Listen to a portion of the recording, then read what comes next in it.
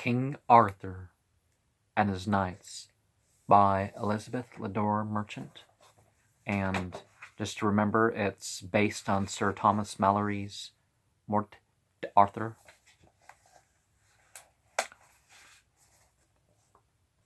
The Witchery of Nimue.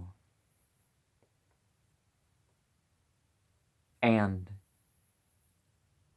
Vivienne ever sought to work the charm upon the great enchanter of the time, as fancying that her glory would be great, according to his greatness whom she quenched.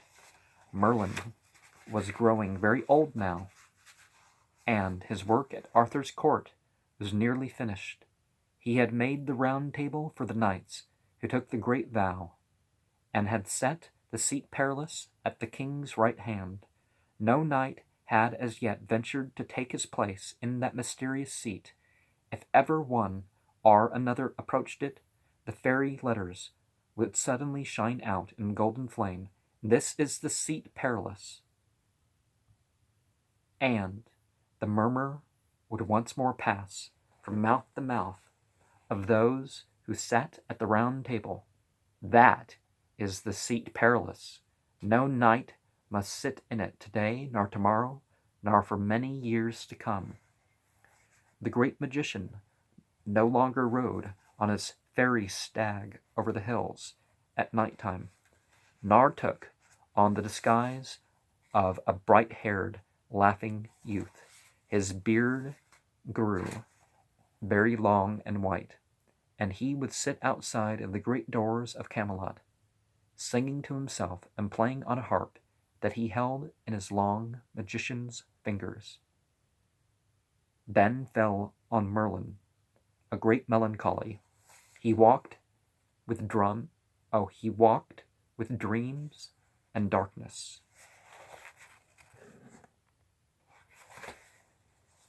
And with him, very often in those days, would sit the fairy Nimue, who was, as you know, one of the ladies of the lake.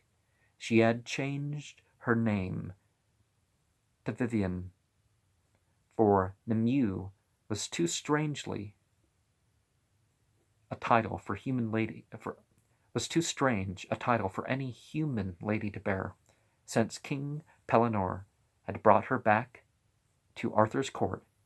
She had behaved as much like a flesh and blood princess as she could manage, but she was never anything really but one of the ladies of the lake, a mysterious elfin thing with mermaid's eyes that were green and dark like the shadows you may see in mountain tarns. She knew much magic herself. In the old days, had often peeped in at Merlin as he sat in his house with 70 windows and the 60 doors. It had been in obedience to the old wizard's orders that she had helped to make the wonderful and high adventure of the fairy hunt, which had carried off King Arthur into the enchanted forest so soon after his wedding day. And now it seemed to her the old magician was growing weary of the world, and she thought that he would be happier to go away and live forever in fairyland. Often she would persuade him to sing to her, and also to tell her stories of the magic that he had made in his life. Her eyes would grow dark and bright with excitement as she listened, and she would twist her silken hair around her white fingers and tap her little feet on the grass. Then she would ask him to walk with her in the woods and meadows, and she would make wreaths of wild roses and lilies and hang them on her pretty neck and arms as they talked. Or she would lead him to the ferny brink of a deep pool and ask him if it were not like the fountain in Broceliande.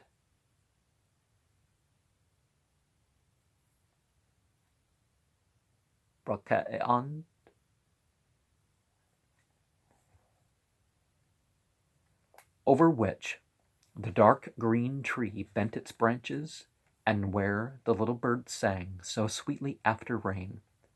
And when night fell, she would persuade him to wander farther and farther into the forest and to talk to her of the fairy dragon that had once laid coiled up among the stars. More particularly, she would speak of the 7 rays that shone over the west, for, said she thought that those 7 rays were 7 fairies, of which she herself was one. Then she would try to make him speak of the silver table, and the rich fisher, and the shining cup, and would ask him where he had hidden the little book in which it was written all down.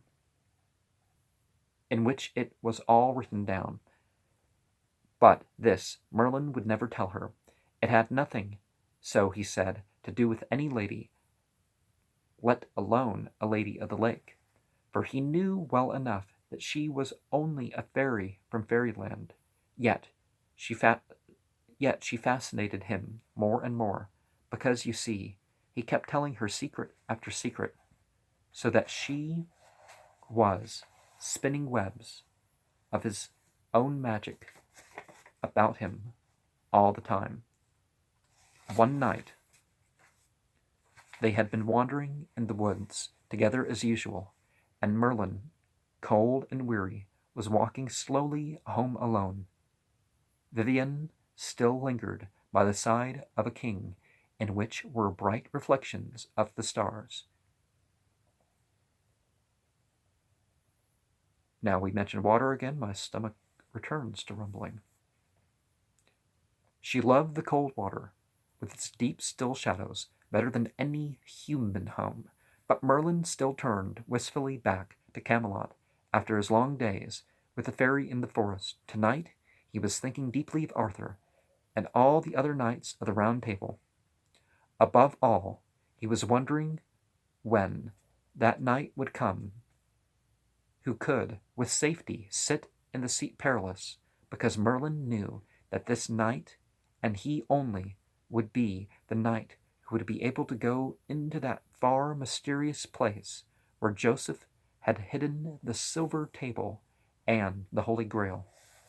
As he thought about these things, suddenly a voice came through the trees, and he saw an old man leaning upon his staff, who spoke his name, Merlin. "Who are you?" said Merlin, startled. "I am Blaise, the hermit who christened you many, many years ago. Merlin, I have come to warn you.